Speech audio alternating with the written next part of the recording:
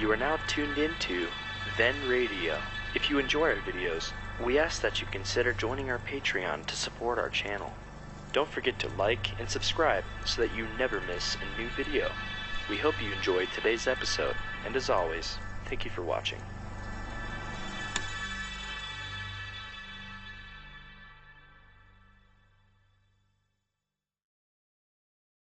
Petri Wine brings you Basil Rathbone and Nigel Bruce in the new Adventures of Sherlock Holmes.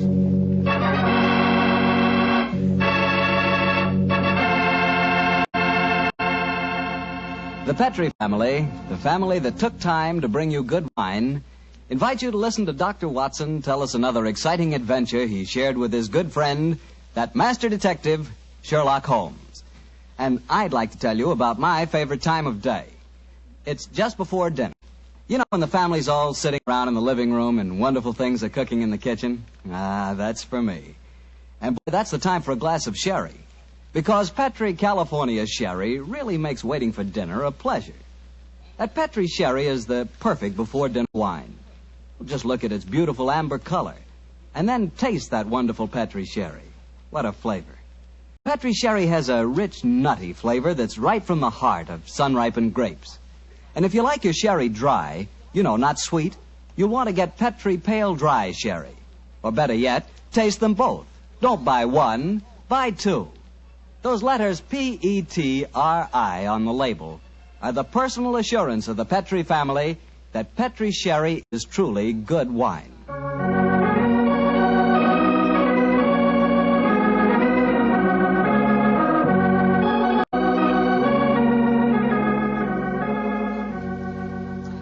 And now it's time to keep the weekly appointment with our good friend, Dr. Watson.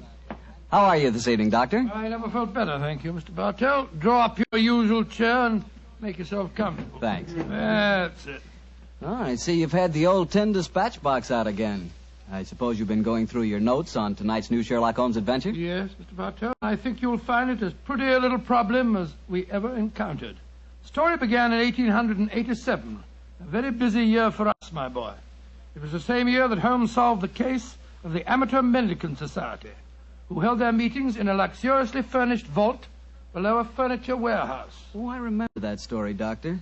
And wasn't 87 the year you both escaped from death in the Paradol chamber? It was indeed. You've got a very good memory, Mr. Bartell. The story I'm going to tell you tonight topped off this unusually exciting year.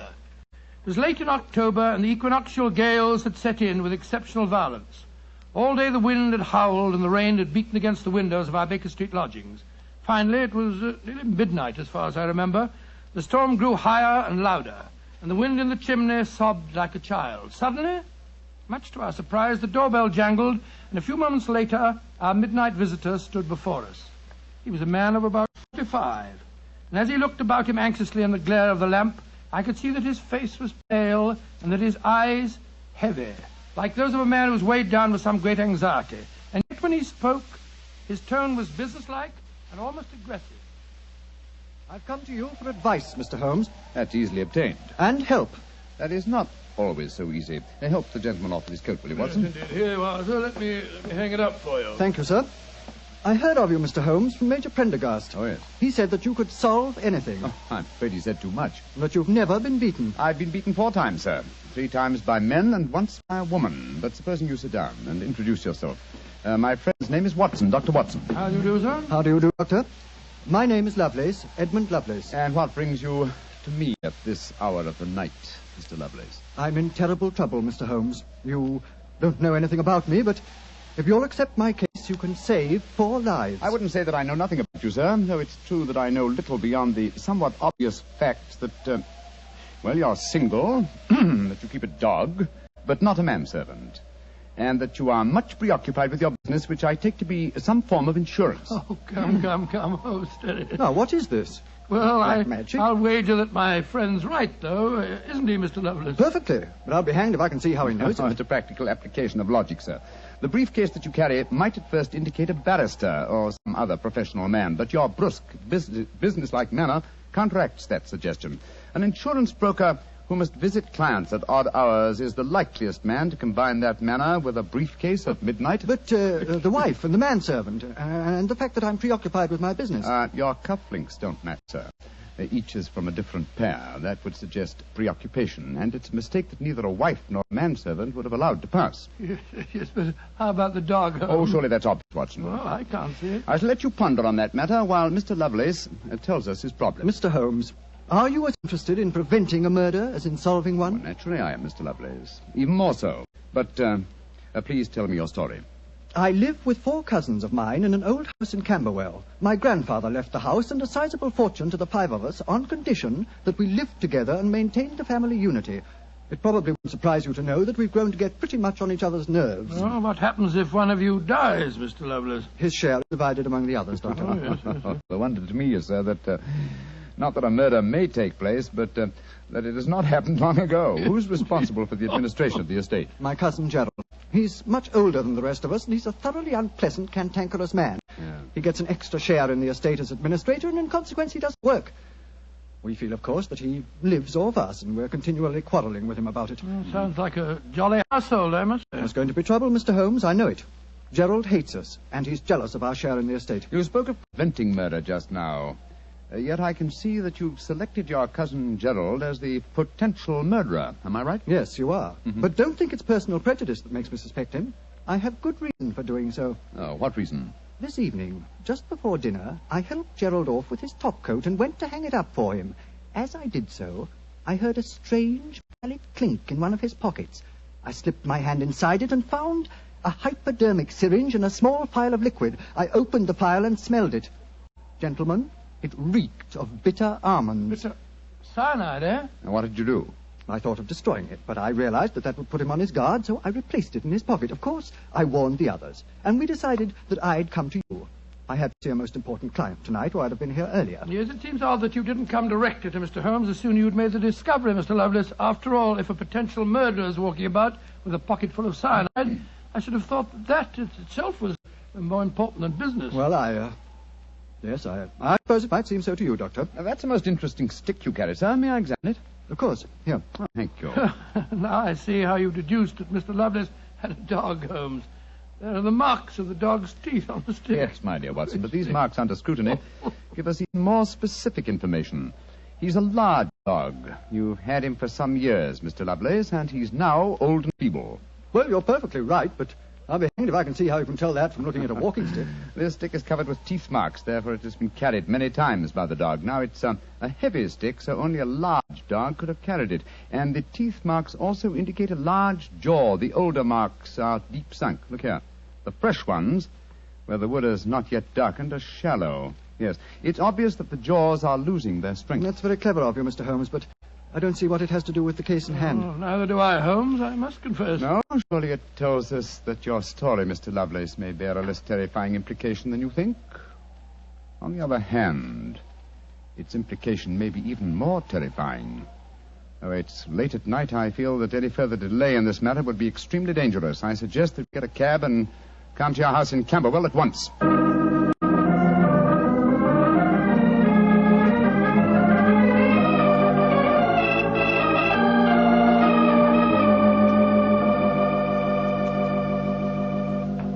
Alice, Randolph, I'm glad you're still up. I was able to persuade Mr. Sherlock Holmes and Dr. Watson to come back with me. Gentlemen, this is my cousin, Alice Harley. How do you do? How do you do, Miss Harley? How do you do? And my cousin, Randolph Lovelace. How do you do? How do you do, How do sir? you do, Mr. I've Lovelace? told him about the whole business, Randolph, so we can all speak perfectly freely. Let's begin by sitting down, shall we? Randolph and I had just finished a little cold supper. We've been to the theatre tonight. Well, Mr. Holmes, I suppose Edmund told you about finding the hypodermic syringe and the cyanide in Gerald's coat pocket. Yes, tonight. indeed. May I ask where your cousin Gerald Lovelace is now? We left the house at 7, but I imagine Gerald went upstairs at 8, as usual. Didn't he, Edmund? On the stroke of 8, Alice. He's very fixed in his habits, Mr. Holmes. He goes up to his room every night at 8. There he reads or works on his accounts and eventually goes to bed any time between 10 and 1. Well, he might still be up. I should like to speak to him a little later. In the meanwhile, may I ask you two young people to tell me quite honestly your feelings about your cousin Gerald? And you might as well be frank. I've kept nothing back. All right. Randolph and I hate him. First of all, we're sure he's jealous of our shares in the estate, and And then we... Alice and I want to get married, Mr. Holmes. And Gerald won't hear of it. But you're cousins, aren't you? Only second cousins, Dr. Watson. Gerald is dreadfully conventional. He's threatened us that if we do get married, he'll go to court and try to have our shares in the estate annulled. And from the way the will is worded, I wouldn't be surprised if he could do it. So you can see why we have no great love for him. Why we're afraid of him. Well, he sounds an extremely unpleasant person to me. You mentioned there were 5 cousins in the house. 3 of you are here. Mr. Gerald Lovelace is upstairs. Who and where is the 5th cousin? The 5th cousin is my brother, Gilly. He's something of a tragedy, I'm afraid. You see, Gilly's 20, but he never developed mentally beyond the age of 8. He had a bad fall in the hunting field when he was a kid. He's been like this ever since. Oh, I'm sorry to hear that, sir. But he's the dearest, most gentle boy you've ever met. And, incidentally, the one person in this house who doesn't hate Gerald. The poor fellow doesn't understand the conditions of the will, I suppose. No. But if he did, I don't think it'd make any difference. I swear that Gilly loves every living thing, especially Gladstone. Gladstone is the name of his dog. His dog? Yes. The dog may be the key to this whole matter. The dog? What makes you say that, Holmes? When a man brings a quick and painless poison home to a household containing an old and feeble dog, it's more than possible that he has obtained that poison, quite legitimately, to give the dog a merciful death. To kill Gladstone? Oh, no. After all, Alice, dear, he is old and almost blind But, now. Mr. Holmes, if you think Gerald brought home the poison to put Gladstone out of the way, well, and I admit it sounds perfectly logical, what made you decide to come here tonight? Because I dare not even guess what you may have done by intruding the thought of murder in this situation. Where is your brother Gilly? In his room upstairs, asleep. I wonder if we might go up to him. I'd like to talk to him, if you don't mind. And after that, I want a few words with your cousin, Gerald Lovelace.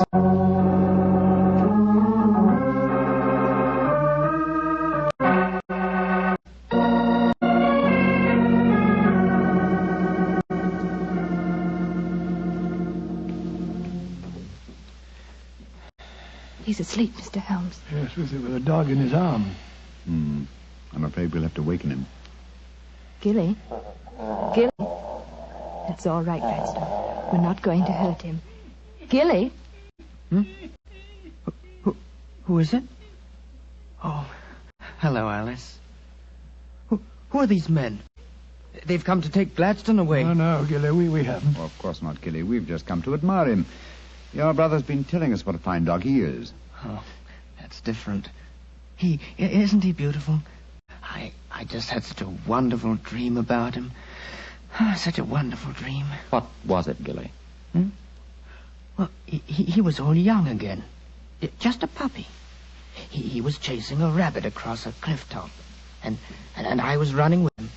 Oh, Gladstone looked so beautiful. Didn't you, old boy? Of course you did. And you know, the rabbit went down a hole, and Gladstone went down after him. And I went down after Gladstone. And we all had tea with the rabbits. Oh, so funny. They all had little green hats on. Hats with feathers. I wanted Gladstone to try one on, but he wouldn't. So sleepy. Come on, Gladstone. Let's go back to the tea party. Poor kid. His world may be a great deal more pleasant than ours, Watson. That's what I'd like to think, Mr. Holmes. Now I'd like to have a few words with your cousin Gerald.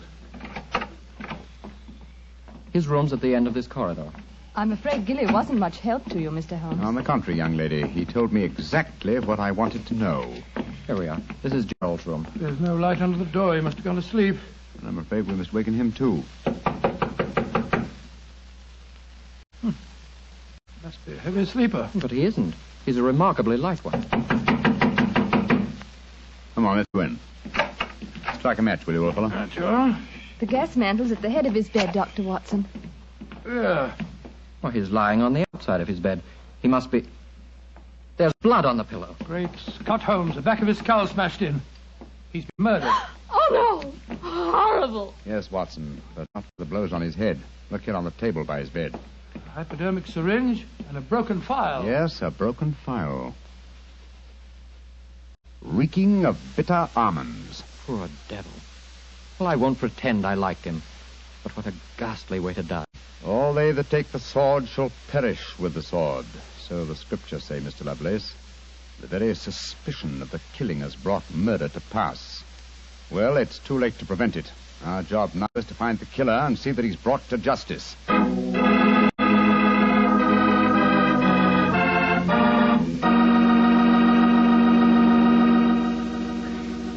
Dr. Watson will tell you the rest of his story in just a few seconds. Just time enough for me to tell you that if there's one wine that's perfect for any occasion, it's Petri California Sherry. With a bottle of that rich, amber-colored Petri Sherry on hand, you can make that time before dinner a main event. And Petri Sherry is the perfect answer to the question of what to serve when company comes. Serve Petri Sherry alone and let its full, wonderful flavor speak for itself, or serve Petri Sherry with hors d'oeuvres or party sandwiches. And remember, you can serve Petri Sherry proudly, because Petri is the proudest name in the history of American wine. Well, Dr. Watson, so you found Gerald Lovelace dead in one of the bedrooms of the house in Camberwell. What did you do? Send for the police? Not at once, Mr. Bartell. Sherlock Holmes persuaded the remainder of the household to give him the opportunity of examining the scene of the crime carefully before the police were sent for. And so, a few minutes before 1 o'clock that October night, Holmes and I stood alone in the room of death. Turn the gas a little higher, will you, old chap? Right you are. You know, Holmes, I think you should have sent for the police right away. In a case like this, Watson, I prefer to be my own police. When I have spun the web, they may take the flies, but not before. What are the results of your medical examination, old chap? Well, it's exactly as you reconstructed it, Holmes. He was first beaten on the head with that poker lying on the floor. Then he had the full phial of cyanide injected into his left wrist. Can you estimate the time of death accurately? No, this room's confoundedly hot. He might have died any time from 1 to 5 hours ago. Yes. It's now 1 o'clock, and we know that he was alive at 8. Mr. Edmund Lovelace saw him leave for his room at that hour. Yes, if he was telling the truth. One thing we do know for a fact is that this man was murdered at the exact moment he was going to bed. He's wearing his nightgown and nightcap, but his bed has not been slept in. Well, isn't it possible that the murderer might have killed him shortly after 8 and then dressed him in his nightclothes to confuse us? No, my dear chap.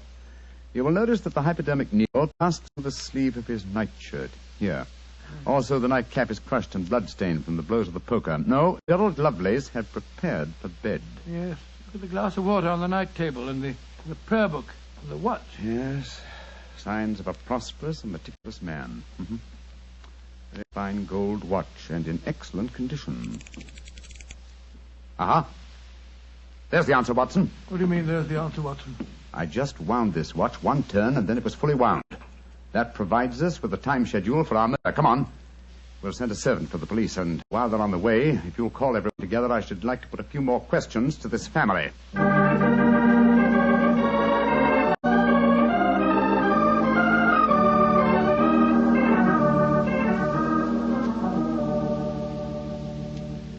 Before the police arrive, I should like to hear your statements again very carefully, if you don't mind.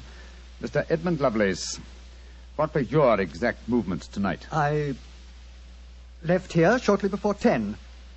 From 10 o'clock until the time I came to Baker Street, I was with my client. His name and address, please. Derek Waterlow, 39 Onslow Square, South Kensington. Thank you. Make a note of these, will you, Watson? All right, you are, Holmes. You, Miss Harley, and you, Mr. Randolph Lovelace, went to the theater together. Can any independent witness testify as to your movements? Well, yes, Mr. Holmes. We went with friends, the Grant Moresbys. They live at the Clarendon Hotel off Charing Cross. What time did you leave this house? Well, it was about 7:45, wasn't it, Alice? Yes, and after the play, we went to the Café Royal for a little refreshment with our friends and then came back here. I see. And what time did you arrive back at this house? Just a few minutes before midnight.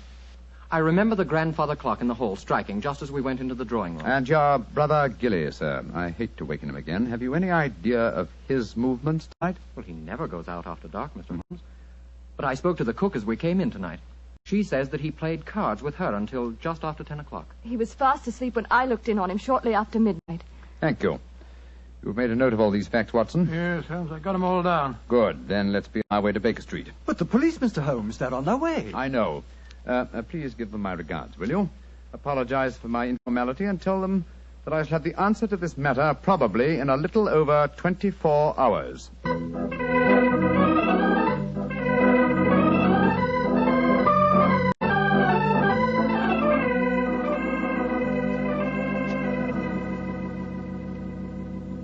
Holmes, here it is well after midnight. You haven't done a thing on the Camberwell case. No, but you have, old chap. You've checked on all the time alibis and found them valid. I'm much obliged to you. Inspector Lestrade was here tonight, you know, and he made some pretty caustic remarks, I can tell you. Oh, didn't you inform him that I'll have the answer to the problem before many hours have passed? I did, but you know, Lestrade, he wanted action. You shall have it. Is the watch still running? Yes, there's another thing. What'll Lestrade say when he finds that you took the dead man's watch? I've no idea. Oh, why did you take it anyway? You sound sleepy, old chap. Yes, I am confoundedly sleepy. Well, why don't you go to bed? What are you going to do? Continue my vigil with my pipe and the watch of a dead man.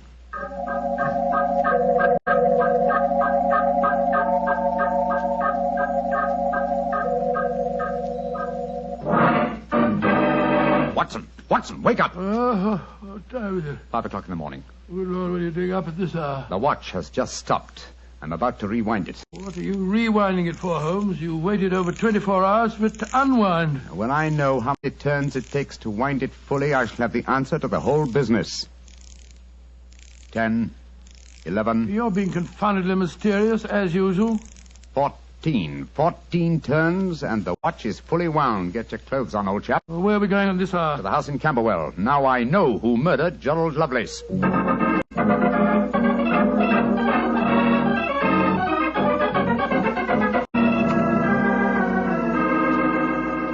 Mr. Edmund Lovelace, I'm glad you let us in. Please take us up to your young cousin's room at once. Gilly? What do you want with him? I'll explain in a moment. Please take us up to him. Oh, of course, but what brings you here at this hour of the morning? Mr. Holmes knows who murdered your cousin. Well, I'm glad to hear it. It's more than the police seem to know. They were here half the night cross-examining us. Here we are. I don't think we'll bother to knock.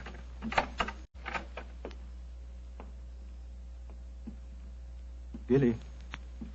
Gilly? I'm awake. We heard you coming up the stairs, didn't we, Gladstone?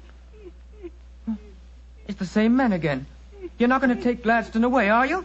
Please don't take him away. Don't worry, Gilly. We're not going to touch him. Oh. All right, then. Oh, Gilly. Yes? You really love that dog, don't you? Of course I do. More than anything or anybody. I believe you'd even kill a man who tried to hurt Gladstone. Wouldn't you? Oh, yes, sir. I would. Gilly! No. Great Scott. Gilly, I don't think you'd really kill a man. I don't think you could. Couldn't I, though? How would you kill him? I'd hit him first. I'd take a poker and hit him on the head so he couldn't fight back. And then I'd take the nasty needle he told me he was going to stick in Gladstone and I'd fill it full of that water he showed me and I'd stick it in him. That's what I'd do. Then he'd be dead.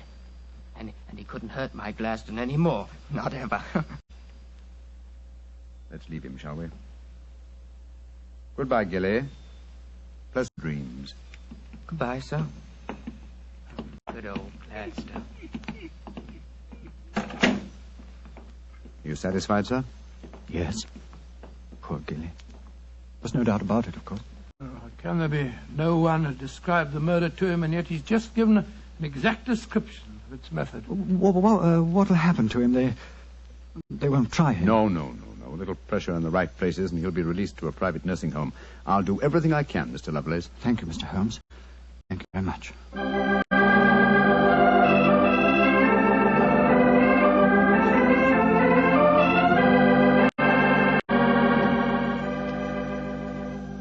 Well, Holmes, now that we're back in Baker Street and the whole depressing case is finished with, perhaps you'll tell me how you knew that Billy had committed the murder. Well, consider the time schedules, old fellow. You checked the alibis of the other cousins and found them satisfactory. That meant that Alice Harley and Randolph Lovelace could have committed the crime only at midnight.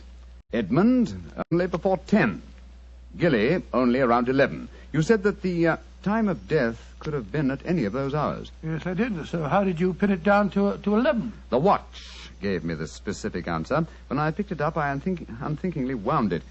Made one turn and was then fully wound. Now, when does a methodical, precise man like Gerald Lovelace wind his watch? Just as he's going to bed. Exactly, old fellow. So that it was obvious that he was killed precisely one watch stem turn before I wound his watch. Now I'm beginning to see daylight, Holmes. So you let the watch run down? That's what I did. It took 28 hours, from 1 o'clock the night before last until 5 this morning. Now, how many turns did it take to rewind it? 14, wasn't it? That's right. Therefore, 1 turn of the watch stem equaled 2 hours, proving that Gerald Lovelace had been murdered 2 hours before 1 o'clock at 11 p.m. When Gilly was the only one who could have done it. You know, Holmes, I still find it hard to believe that boy was capable of such a ghastly crime. He seemed so gentle. Oh, he is. Except when his beloved dog's life was at stake, probably out of some mistaken notion of kindness. Gerald Lovelace warned the boy of his intentions regarding the dog. It's a sad business, Watson, a sad business. I hate to think of that boy spending the rest of his life in a mental home. I have one prayer for his future. What's that, Holmes? The dog Gladstone can't live very long. I pray that Gilly does not long outlive him.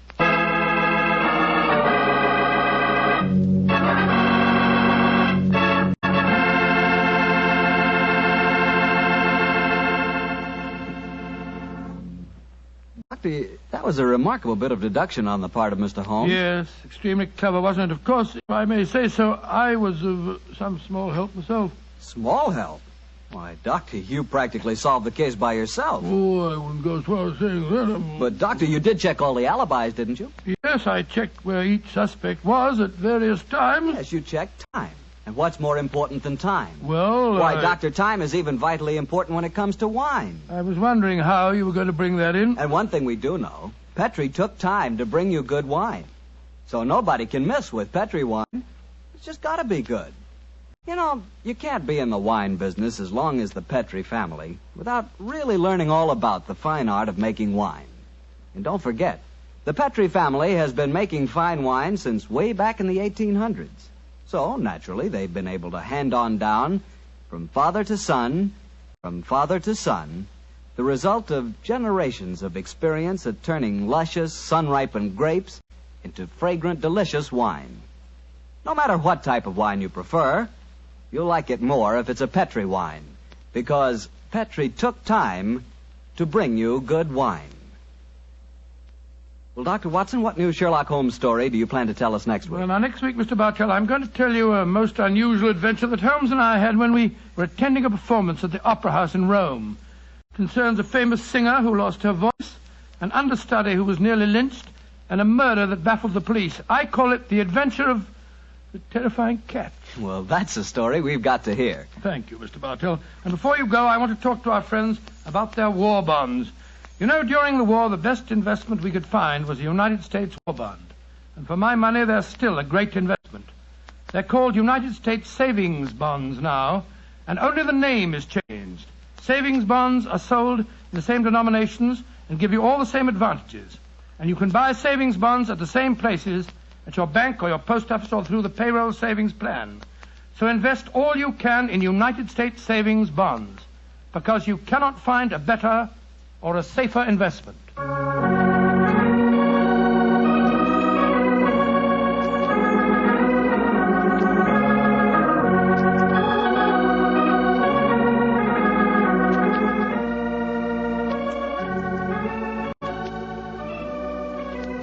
Tonight's Sherlock Holmes adventure was written by Dennis Green and Anthony Boucher and was suggested by an incident in the Sir Arthur Conan Doyle story, The 5 Orange Pips. Music is by Dean Fossler. Mr. Rathbone appears through the courtesy of Metro-Goldwyn-Mayer, and Mr. Bruce through the courtesy of Universal Pictures, where they are now starring in the Sherlock Holmes series. The Petrie Wine Company of San Francisco, California, invites you to tune in again next week, same time, same station. Sherlock Holmes comes to you from our Hollywood studios.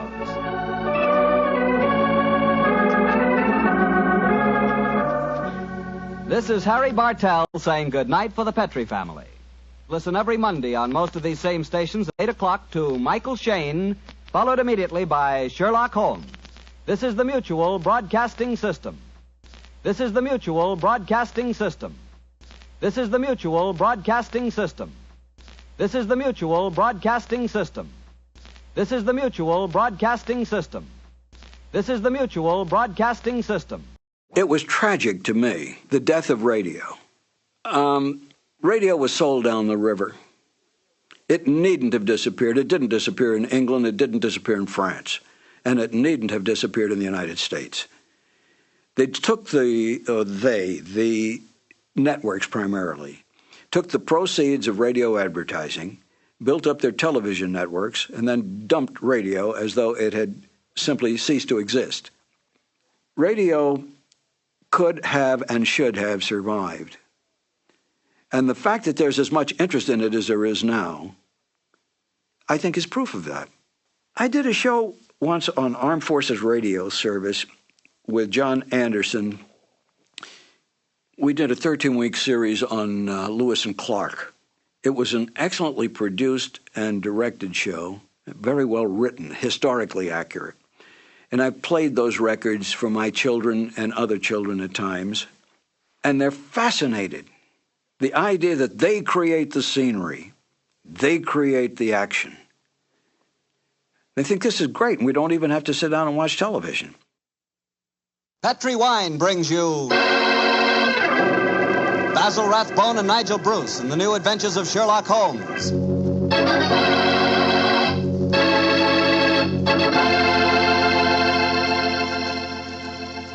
The Petri family, the family that took time to bring you good wine, invites you to listen to Dr. Watson tell us another exciting adventure he shared with his old friend, that master detective, Sherlock Holmes.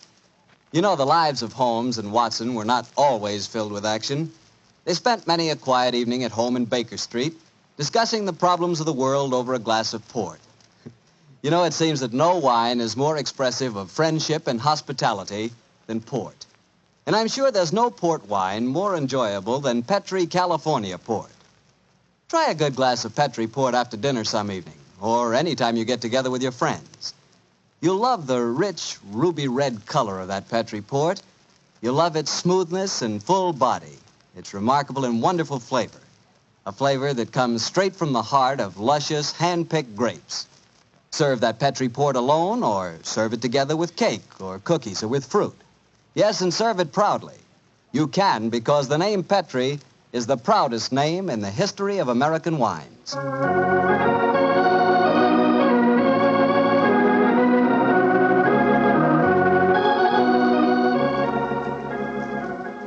And now I'm sure our old friend Dr. Watson's expecting us. Let's tap on his study door. Come in. Good evening, Doctor. Good evening, Mr. Bartell. Come over here by the fire.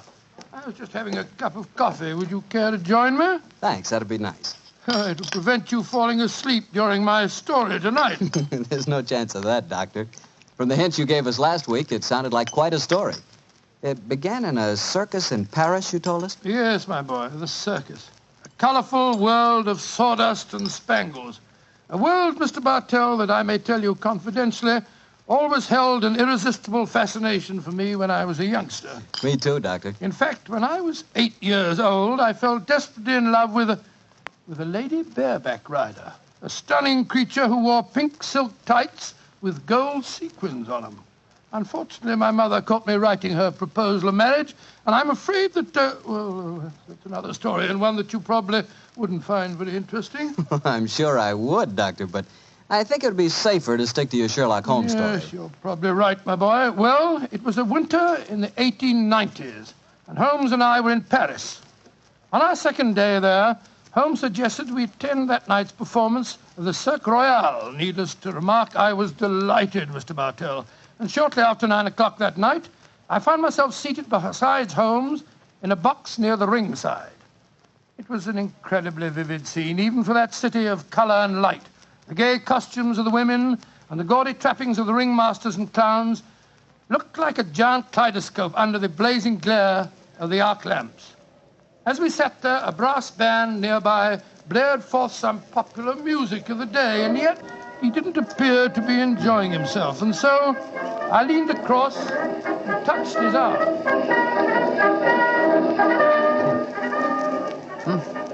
What is it, Watson? Well, you're very quiet, Holmes. Aren't you having a good time? A good time, I suppose, old chap. I was just wondering where Mr. Edwards is. Mr. Edwards? Who's he? An extremely distinguished client who was to meet us in this box at 9 o'clock. Client. Oh, this little excursion was on business after all. Yes, I might have known it. No worry, old fellow. In your case, I think you'll be able to combine quite a little pleasure with the business. Can't you be a little more explicit, Holmes? Shh. Here comes the ringmaster.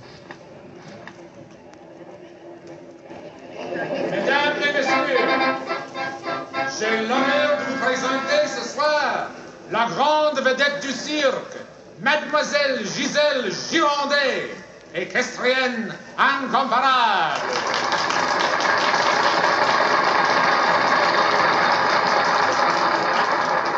Giselle Gironde, yes, I've heard of her. She's a bareback rider, isn't she, Holmes? Honest in France, old fellow.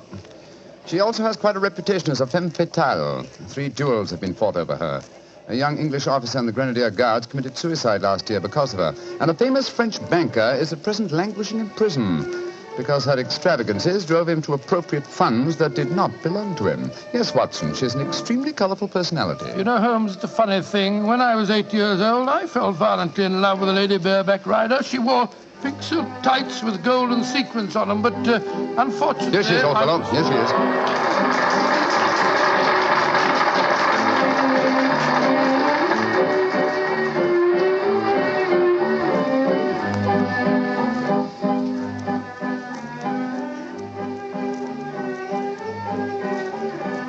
Holmes, she's exquisite. Look at the way she's jumping from the back of one horse to the other.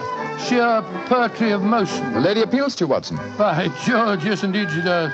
In fact, Holmes, I don't mind telling you that if I weren't a married man and a poor man... you'd like to court the lady, eh?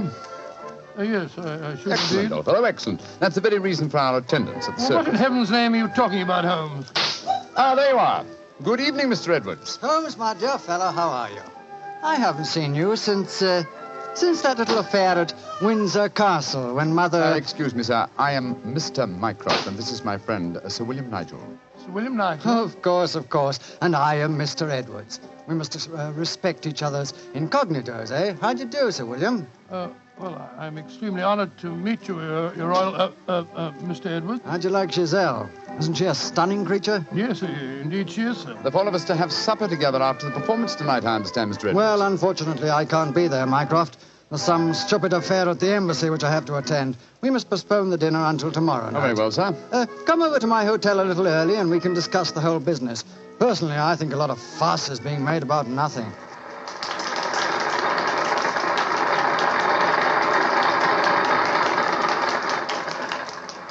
Now, if you'll excuse me, gentlemen, I must go back and see Giselle for a moment and tell her that I can't keep our appointment for tonight. I'll see you tomorrow, Mycroft. Good night, Sir William. Good night. Good night, Good night, sir. Et maintenant, pour votre plaisir, les frères Salini, les jongleurs internationaux. Holmes, what's all this mystery? That wasn't Mr. Edwards, it was the Prince of... Shh, Watson, please. Discretion, old fellow. Mr. Edwards, as you know, is extremely democratic. Too much so, possibly, when one considers his position and responsibilities. He's become quite seriously involved with Mademoiselle Giselle, the lady bareback rider who has just left the ring. Oh, so that's it. The Foreign Office, quite naturally, I suppose, is deeply concerned over the matter, and I've been entrusted with the delicate mission of protecting Mr. Edwards. Oh, does Giselle Gironde know that his true identity, do you suppose? That's the first thing that we have to find out. It's possible that she is simply captivated by having a rich Englishman at her feet. If, on the other hand, she knows who Mr. Edwards is, then we may be in for a great deal of trouble. Yes, but how are you going to find that out? By tempting her with a richer Englishman. And one with a title. That, my dear fellow, is why you are Sir William Nigel. You mean that... Your job, old fellow, is to do your utmost to steal Giselle Girondet from Mr. Edwards. But, I don't even know the girl. We shall remedy that defect in a few minutes. As soon as the performance is over, my dear chap, I shall take you to her dressing room and arrange an introduction.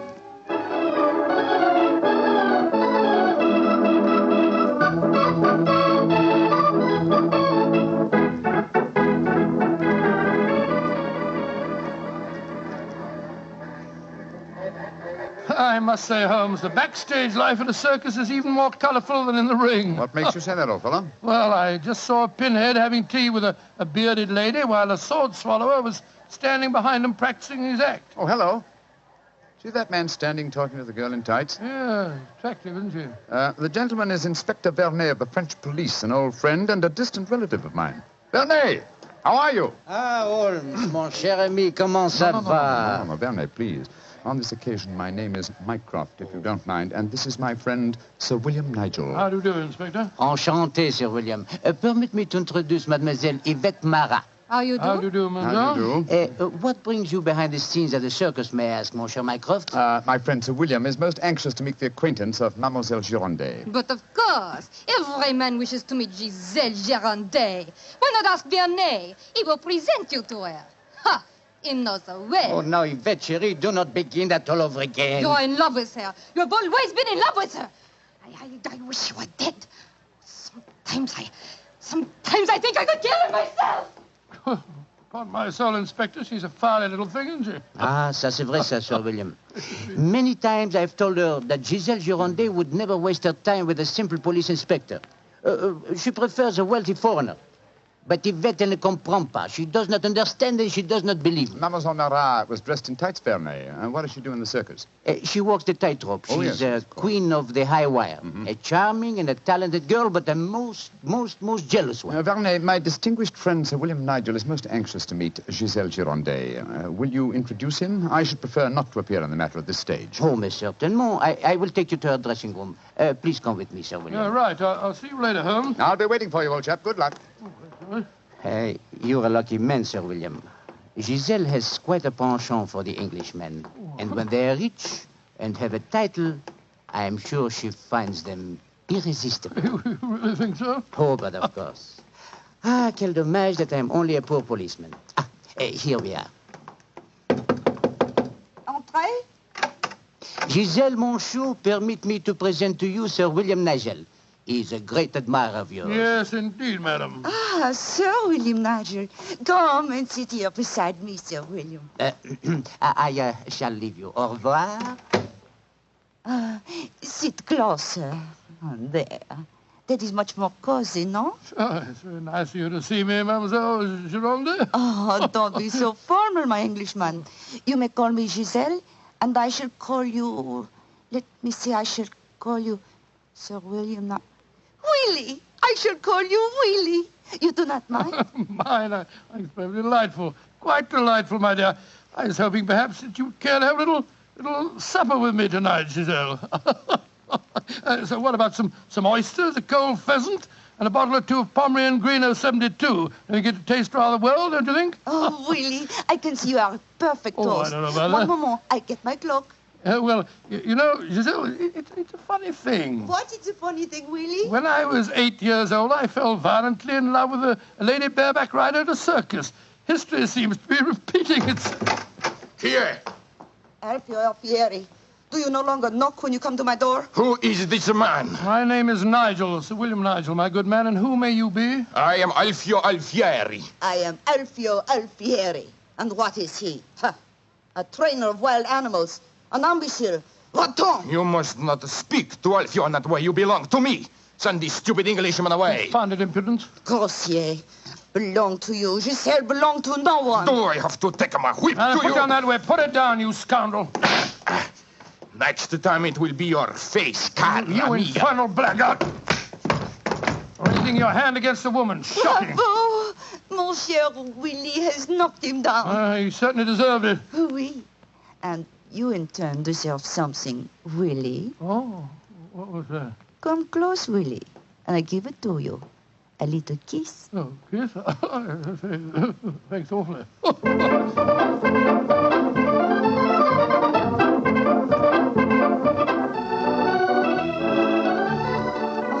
Willie, you are so strong, so resolute, so brave. Oh, it was nothing, my dear Giselle. Nothing at all. Here, more champagne, gosh. More champagne. Oh, Willie!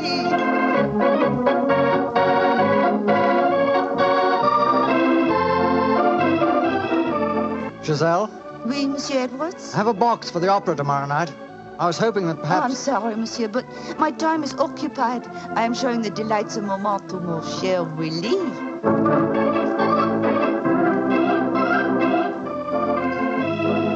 Mademoiselle aime mieux le collier de perles à 5 rangs ou celui à 3 rangs? He says, which do I prefer, the 5-string color pearls or the 3-string color pearls? What does my Willie think? So that you can't hang too many pearls on a pretty neck like yours. I'll take the 5-string collar, my good fellow. You're doing splendidly, Watson, splendidly. Yes, but Holmes, I felt such a blasted fool handing that jeweler fellow a check. signed by Sir William Nigel. You quite sure that it'll be honoured? Don't worry, old fellow. Remember who our client is. Money is the least important concern in this matter. On with the masquerade, old fellow. On with the masquerade.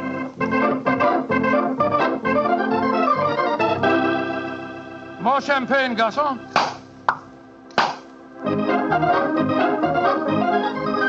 Willie, you are such a headstrong boy. More champagne.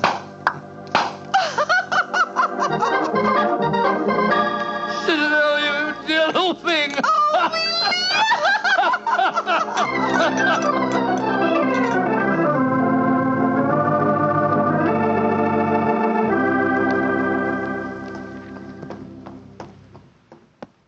Good evening, Vernet. Has Mademoiselle Girondet come in for the evening performance yet? Yes, Monsieur Holmes. I escorted her to her dressing room half an hour ago. Monsieur Edwards is in there with her now. At last, it seems, she has used for a poor policeman. Last night, she found a threatening letter on her makeup table. Since then, she has been most grateful for my company. A threatening letter, eh? Any idea who might have sent it? Oh, yes, of course. I'm afraid I have, Monsieur Holmes. I told her to pay no attention. By the perfume of the notepaper, I recognize the sender. A jealous tightrope walker called Yvette Marat. Oh. Poor Yvette. She would make a very inferior criminal, I'm afraid. Still, Giselle asked me to stay outside her dressing room till the performance starts. You wish to see her? Yes. Oh, good evening, Mr. Edwards. Evening, Mycroft. Evening, Inspector Vernet. Comment ça va, Monsieur Edwards? Look here, Mycroft. I think this little game's gone far enough. Giselle has just refused another invitation of mine. Now, I know who Sir William Nigel is, and I swear I'll tell her. Don't you think, sir, that the lady is hardly worth bothering about? Surely this whole incident with Sir William proves that she's a scheming little adventuress. A fictitious title and an apparently bottomless purse have shown her up in her true colors. I could have told you the same thing without such an experiment, my friend. Well, I suppose you're right, Mycroft. I've been a fool. An idiot who lets a pretty ankle turn his head. A conceited dolt. Let us just say, monsieur, that you have been a man. Good evening, sir. Good evening. Good evening. Just going back to see Giselle for a moment, I brought us these flowers for her. I'll be back in a jiffy. Just a minute, Watson. I hate to dampen your ardor, old chap, but the masquerade is ended. Ended? What do you mean it's It is no ended? longer necessary for you to impersonate Sir William Nigel or to pay court to Giselle. Oh, really? Oh, really? Really? Well, that's a great relief, sir. Great relief. I've hated the whole business. Oh, yes, I'm sure you have. We appreciate the sacrifices that you've made, don't we, Sir Edward? Yes, indeed. Well, I must go back and see her once more, though. We had a rendezvous for tonight, and I must cancel it. A gentlemanly thing to do, you know. I won't be a minute. Never have I seen a man more downcast. Obviously, with him, my dear Holmes, business was a pleasure. Alfieri, where are you going? That Englishman. I just saw him go into Giselle's room. To whom are you referring? That man that call himself Sir William Nigel. Yes. 2 days ago, he strike me. I have to settle with him. No man may strike Alfieri. Do not cause any more trouble, Alfieri. From what I've been told, you thoroughly deserved what happened to you. Here he come now. You, English, you. Alfieri challenge you to a duel. Holmes! Watson, old chap, what is it? You're as white as a ghost. It's Giselle. What's wrong with her? She's dead. She's lying there in her dressing room. Strangled. Strangled. And only half an hour ago, I spoke with her myself. Since then, I've been standing in this corridor, guarding her door at her own request. Only 2 men have entered Giselle's dressing room since then. You, Monsieur Edwards, and you, Sir William Nigel. What are you suggesting, Vernet? I am suggesting nothing. I am stating that these 2 gentlemen are under arrest for suspicion of murder.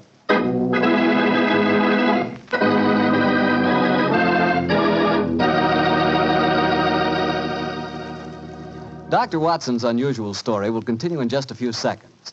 Time I'd like to take to remind you that one wine that seems to be the outstanding favorite among the ladies is Petri California Muscatel.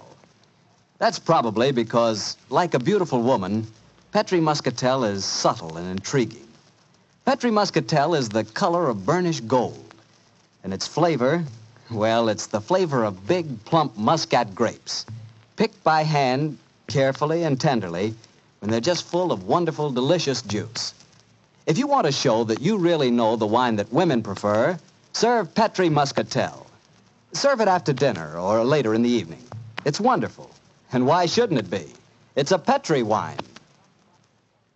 Well, Dr. Watson, so you and the mysterious Mr. Edwards got yourselves arrested on suspicion of murder, huh? Yes, Mr. Bartell. Holmes did everything in his power to persuade Inspector Vernet to release us, but it was useless. And so, while Mr. Edwards and myself were languishing in detention cells at the local Sûreté, Holmes and the French inspector were examining the dressing room of the dead woman.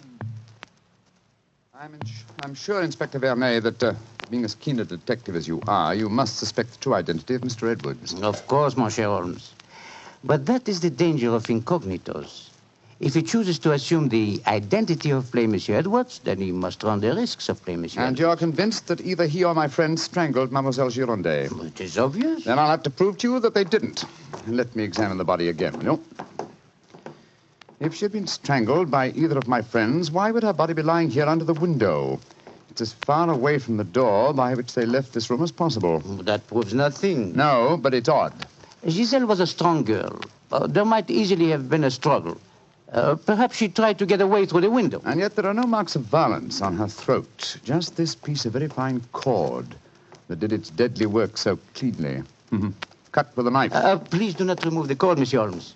The body has not yet been photographed. Dear me, Vernet, you're making it very hard for me, aren't you? You notice, of course, that the window is open. Yes, but we have examined the snow outside. There were no footprints within 3 yards of the window. The murderer must have entered by the door that I was watching. Yes, it would be hard, even for a professional acrobat to jump in. An acrobat? Vernet, your young friend, Mademoiselle Yvette Marat, is a tightrope walker. Yvette, but... Yes, she certainly had a motive. She'd even sent a threatening letter. I heard her express hatred and jealousy for this dead woman. It's conceivable that she could enter a room by a window without leaving footprints in the snow. Where was she at the time of the murder? I do not know. I was waiting for her in the corridor. Then I suggest that we investigate her alibi at once. And after that, Inspector, I must pay a visit to the Sûreté. I don't want my friends to think that I've deserted them.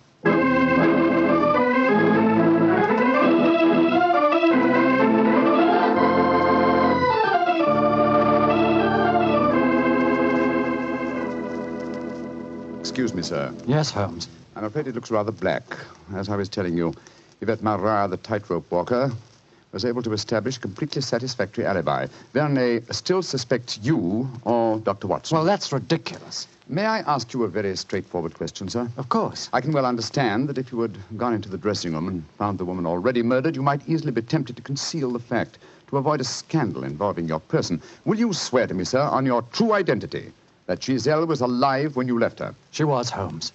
I swear it. Thank you, sir. That's all I wanted to know.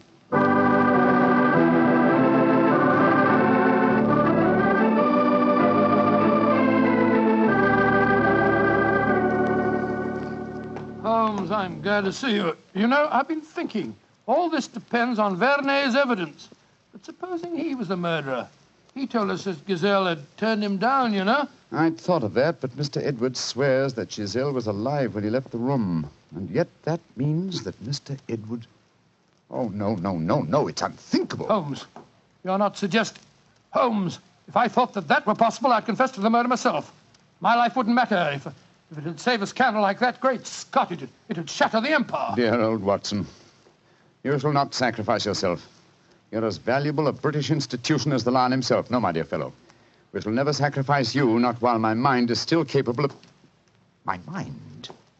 That's it. Thank you, Watson. You've given me the answer. Holmes, what are you burbling about Be patient, now? old fellow. In half an hour, you'll be out of this cell, and the real murderer will be in it.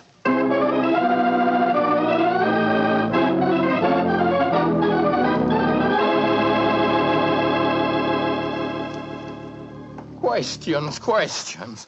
Why must Alfieri answer so many questions? Because he will not yet tell the truth. You murdered Giselle Girondet. How many times I have to tell you I did not kill her? Why should I want to harm her? Because you were jealous. Because she humiliated and tormented you. But I was not in her dressing room. I've already proved that fact. Am I a magician that I can kill somebody without entering a room? Alfieri, I know how you killed Giselle Girondet without its necessitating your entering this room. And you're a smart man. Please to tell me. I don't need to tell you. With the aid of Vernet, I'll show you. Open the window, Alfieri. What game is this? Very well, then. I'll open the window myself. Put your head out. Come on. So. Who do you see? Inspector Vernet, standing 3 yards away, where you stood, and he's got your long training whip. No! Don't move! Stand there. The inspector hasn't your skill with a whip, but he wants to try a little experiment. No, leave him alone! All right, Vernet. I'm holding him.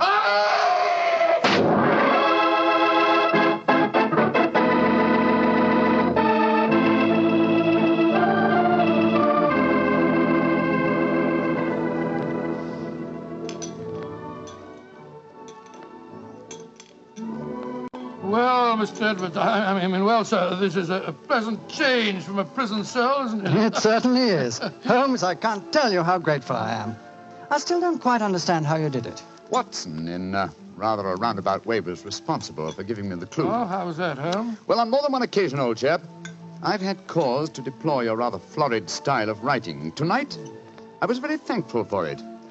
When I began to speak of the capabilities of my mind, suddenly I remembered a phrase of yours in which you referred to its whip-like rapidity and accuracy. That, of course, made me think of Alfieri, the animal trainer. Exactly how did he kill the poor girl? Well, sir, he stood outside the window, far enough away to leave no incriminating footprints. Called to Giselle, probably persuaded her to lean out, then snapped the whip around her neck, pulling it tight and strangling her. And then I suppose he cut the cord and let the body fall back into the room. Precisely, old fellow. We found a whipstock among his tackle, a whipstock from which the lash had been cut. The stub of lash left matched the cord around the dead girl's throat. Amazing business. And I don't mind telling you, fellas, I'm very thankful to be through with it. Yes, so am I, sir. In fact, I wouldn't be at all surprised if this whole incident cures me of my love of circuses. Oh, I didn't know you had a predilection in that direction, Watson. Oh, yes, sir. Yes, if you don't mind my saying so. When he was 8 years old, he fell in love with a lady bareback rider. Didn't you, Watson? Indeed. What happened? Well, sir, I don't remember her name, but she wore pink silk tights with golden sequins on them. And I wrote her a rather hot-headed letter. Unfortunately, my mother...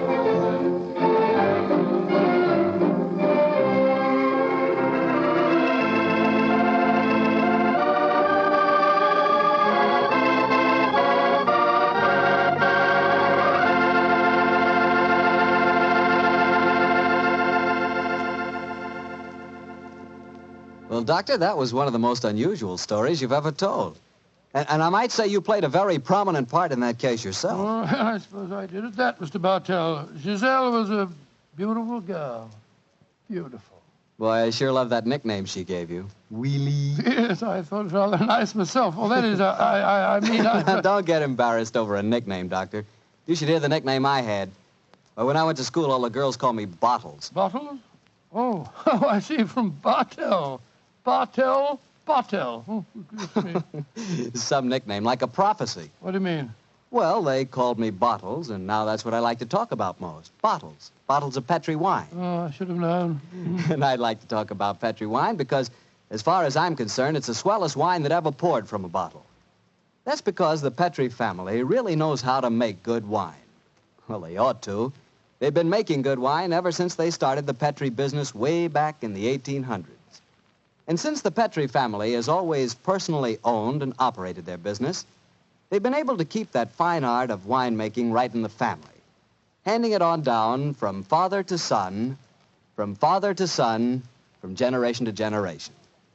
So it's no wonder, whenever you want a good wine, you want a Petri wine, because Petri took time to bring you good wine. Well, Dr. Watson, what new Sherlock Holmes story are you going to tell us about next week? Well, now, next week, Mr. Bartell, I'm going to tell you of a strange adventure that Holmes and I had in the swampy fenlands of Norfolk. It concerns a gypsy encampment, a child that vanished, and a horrible death in the murky depths of a fearsome quagmire.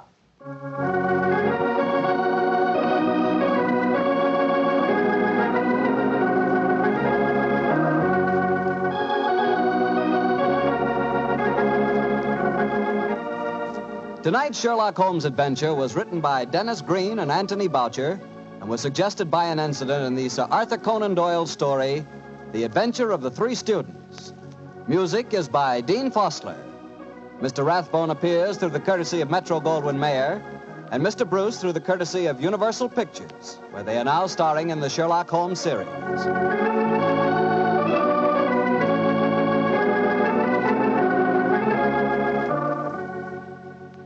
Petri Wine Company of San Francisco, California, invites you to tune in again next week, same time, same station. Sherlock Holmes comes to you from our Hollywood studios.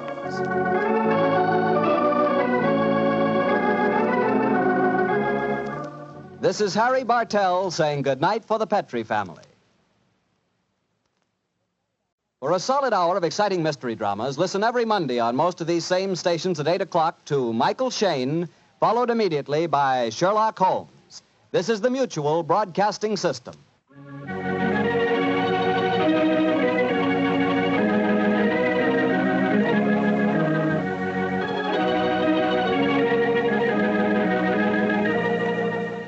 The two episodes you've just heard, The Telltale Pigeon Feathers and The Indiscretion of Mr. Edwards, are part of the new Adventures of Sherlock Holmes starring Basil Rathbone and Nigel Bruce, and are a 1989 copyrighted production of 221A Baker Street Associates.